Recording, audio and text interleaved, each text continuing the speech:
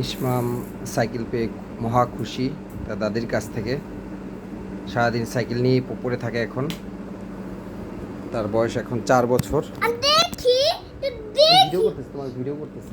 দেখি তো দেখি আমি সে সাইকেল পেয়ে এখন সারাদিন চালাইতেই থাকে।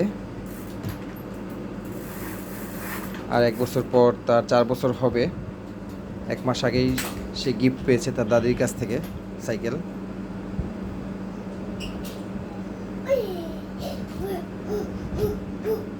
তোমার অনেক শক্তি বোঝা গেছে।